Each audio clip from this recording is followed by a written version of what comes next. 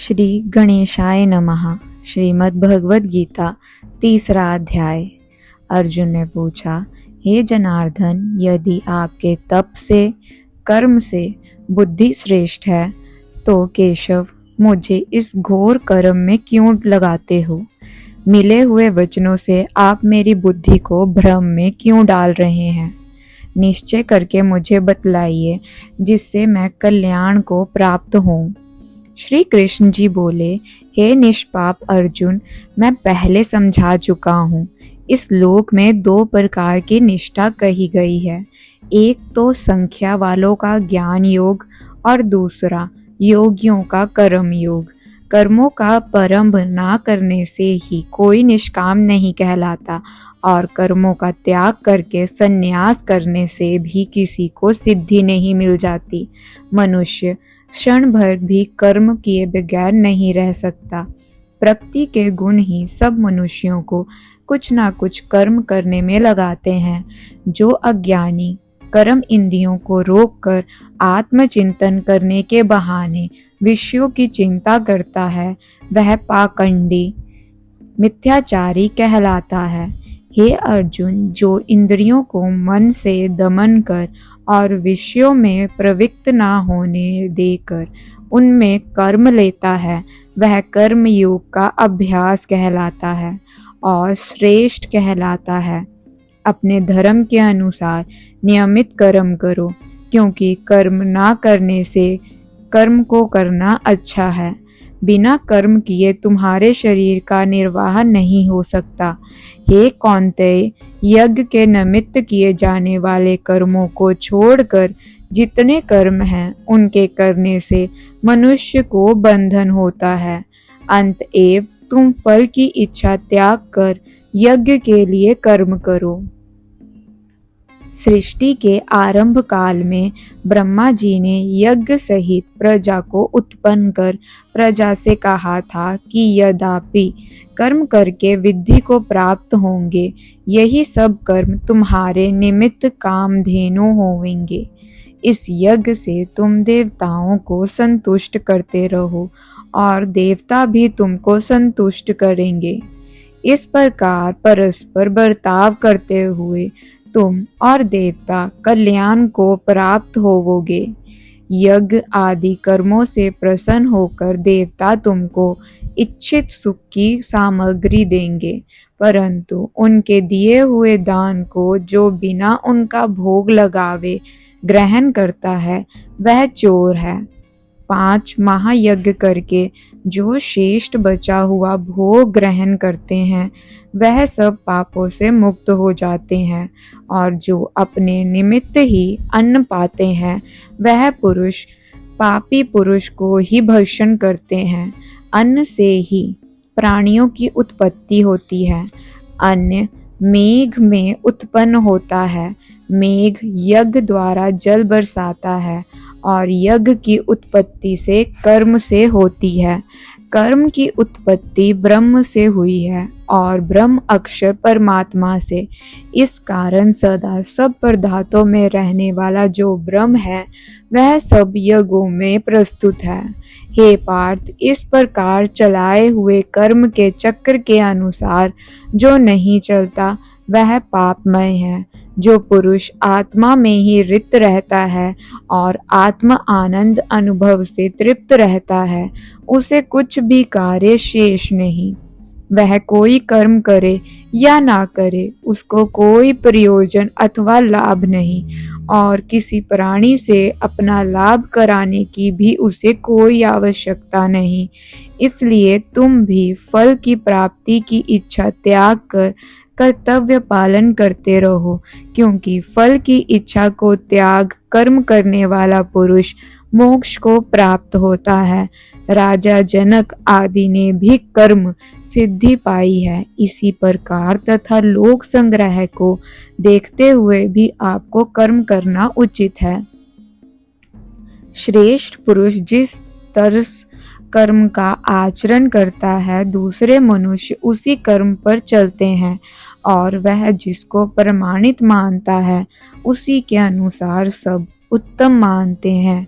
हे पार्थ, मुझको तीनों लोक में कुछ भी कर्म शेष ना रहा और ना कोई अपर्याप्त वस्तु प्राप्त करनी है, फिर भी मैं कर्म करता ही रहता हूँ। यदि हम ही आलस्य रहित होकर कर्मों को नहीं करेंगे तो मनुष्य हर प्रकार से हमारे ही पथ का अनुसरण करेंगे। जो मैं ही कर्म ना करूं तो सब लोग भी ना करने से नष्ट हो जावेंगे। इससे मैं ही वर्ण शंकरों के उत्पन्न करने का हेतु बनकर प्रजा को नष्ट करने वाला समझा जाऊंगा। जिस प्रकार अज्ञानी फल की इच्छा करके कर्म करता है, वैसे ही फल की इच्छा ना करते हुए ज्ञानी को लोक शिक्षा की इच्छा करते हुए कर्म करना उचित है। कर्म में आसक्त अज्ञानियों की बुद्धि में ज्ञानी भेदभाव उत्पन्न ना करे, परंतु आप स्वयं कर्म करता हुआ उससे भी प्रसन्नता पूर्वक कर्म करावे। हे अर्जुन, सब कर्म प्रकृति के गुण से ही उत्पन्न होते हैं, परंतु जिनकी बुद्धि अहंकार से भ्रष्ट है, ऐसे मूर्ख लोग समझते हैं कि हम कर्ता हैं। परंतु जो गुण और कर्म के विभाग को सच्चा तत्व जानता है, वह ज्ञानी पुरुष यह समझकर इसमें आसक्त नहीं होता कि गुण का यह खेल आपस में हो रहा है। हे अर्जुन, अध्यात्मक बुद्धि से सब कर्मों को तुम उस मुझ में अर्पण करके कर्म फल की आशा छोड़कर संग्राम करो। जो पुरुष श्रद्धा पूर्वक मेरे वचनों पर दोष दृष्टि ना करके मेरे इस मत के अनुसार आचरण करते हैं, वह लोग कर्म बंधन से निश्चित मुक्त हो जाते हैं। और जो अज्ञानी इस मत पर दोष दृष्टि करते हुए इसको ग्रहण नहीं करते, वह संपूर्ण ज्ञान से रहित हैं। उनको नष्ट होना जानो। अपना कठिन धर्म भी दूसरों के सहज धर्म से हितकर होता है। सर्व धर्म में मरना भी कल्याणकारक है, परंतु अन्य धर्म भयानक हैं। अर्जुन बोले, हे श्री कृष्ण, पुरुष को पाप करने की इच्छा ना होते हुए भी कौन उसे बलात् पाप के मार्ग में प्रवृत्त करता है। हे श्री कृष्ण बोले, हे अर्जुन, रजोगुण से उत्पन्न होने वाला काम और क्रोध मनुष्य को पाप मार्ग में ले जाता है। इसे करके उत्पन्न इच्छा कभी तृप्त नहीं होती। यह महापापी और घोर शत्रु है। जैसे धुएं से अग्नि, धूल से दर्पण और झिल्ली से गर्भ का बालक ढका रहता है, उसी प्रकार विषय की इच्छा से आत्मज्ञान ढका हुआ है। हे कुंती पुत्र, इस शत्रु काम को करके ज्ञानियों का ज्ञान आश्रित हुआ है। इंद्रियां, मन और बुद्धि इन काम के आश्रित स्थान हैं। इनके सहारे विषय इच्छा ज्ञान को अइच्छित करके जीव को मोहित कर देता है। अतएव तुम सर्वप्रथम इंद्रियों को वश में करके ज्ञान और विज्ञान को नष्ट करने वाले इस पापी कर्म को जीतो। कहते हैं कि इंद्रियां प्रबल हैं और इंद्रियों से भी प्रबल मन है। इस प्रकार जो बुद्धि से परे है, वह आत्मा को जानकर निश्चयात्मक बुद्धि द्वारा मन को निश्चल करके, हे महाप्रभु, तुम उस दूधर शत्रु काम को जीत लो। तीसरे अध्याय का महामत्य। नारायण जी बोले, हे लक्ष्मी, एक शूद्र अकेला ही वन में रहता था। अनाथों से उसने बहुत सा द्रव्य इकट्ठा किया। किसी कारण से वह द्रव्य जाता रहा।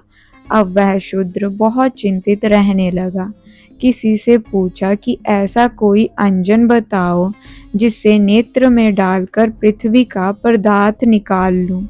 तब किसी ने कहा, मांस मदिरा खाया पिया कर। वह कोठा कर्म करने लगा। एक दिन धन की लालसा कर चोरी करने गया। रास्ते में चोरों ने मार दिया। तदंतर उसने प्रेत की योनि पाई। उस प्रेत योनि में उसे बड़ा दुख हुआ। एक वट के वृक्ष पर रात दिन चिल्लाया करता कि कोई ऐसा भी है जो मुझे इस अधम देह से छुड़ावे। कुछ समय बाद शूद्र की स्त्री से पुत्र जन्मा। जब उसका पुत्र बड़ा हुआ तो वह एक दिन अपने माता से पूछने लगा, मेरा पिता क्या करता था और देहांत किस प्रकार हुआ। तब उसकी माता ने कहा, बेटा, तेरा पिता के पास धन बहुत था, वह सब यूं ही जाता रहा। एक दिन धन की लालसा से चोरी करने लगा, परंतु मार्ग में चोरों ने उसे मार डाला। तब उसने कहा, हे माता, उसकी गति कराई थी। तब माता ने कहा, नहीं। फिर कहा, हे माता, उसकी गति करानी चाहिए। ये कहकर वह पंडितों से पूछने लगा और प्रार्थना की कि हे स्वामी, मेरा पति एक दिशा में जाकर मृत्यु को प्राप्त हुआ है, उसका उद्धार किस प्रकार होवे। तब पंडितों ने कहा, तू गया जी जाकर उसकी गति करो, तब पितरों का उद्धार होगा। यह सुन माता की आज्ञा लेकर गया जी को गमन किया। प्रयागराज का दर्शन स्नान करके फिर आगे को चला। रास्ते में एक वृक्ष के नीचे बैठा। वहां उससे बड़ा भय हुआ। यह वही वृक्ष था जहां उसका पिता प्रेत की योनि को प्राप्त हुआ था। उसी जगह में चोरों ने उसे मारा था। तब उस बालक ने अपने गुरु मंत्र पढ़ा। उसका एक और भी नियम था, वह एक अध्याय श्री गीता जी का भी नित्य पाठ किया करता था। उस दिन उसने श्री गीता जी के 3 अध्याय का पाठ उस वृक्ष के तले बैठकर किया। वह उसके पिता ने प्रेत की योनि में सुना। सुनकर उनकी प्रेत देह छूट गई। देव देही पाही। स्वर्ग से विमान आए और वह विमान पर चढ़कर उनके सामने आया और आकर आशीर्वाद दिया और कहा, हे पुत्र, मैं तेरा पिता हूँ जो मर कर प्रेत हुआ था। इस तेरे पाठ करने से मेरी यह देव देही हुई। अब मेरा उद्धार हुआ है। अब तू गया में अपनी खुशी से जा। इतना सुनकर पुत्र ने कहा, हे पिताजी, कुछ और आज्ञा करो जो मैं आपकी सेवा करूं। तब उस देव देही ने कहा, देख, मेरी 7 पीढ़ियां पितर नरक में पड़ी हैं, बड़े दुखी हैं। अब तू श्री गीता जी के 3 अध्याय का पाठ करके उनको इस दुख से मुक्त प्रदान कर। इतना वचन कहकर वह देह देही स्वर्ग को गई। तब बालक ने वहां 3 अध्याय का पाठ किया और सब पितरों को पुण्य देकर बैकुंठगामी किया। जो प्राणी श्री गीता जी का पाठ करे या श्रवण करे, उसका फल कहाँ तक कहने नहीं आ सकता। तब नारायण जी ने कहा, हे लक्ष्मी, यह 3 अध्याय का जो फल मैंने तेरे लिए कहा है, सो तूने सुना है। राधे राधे।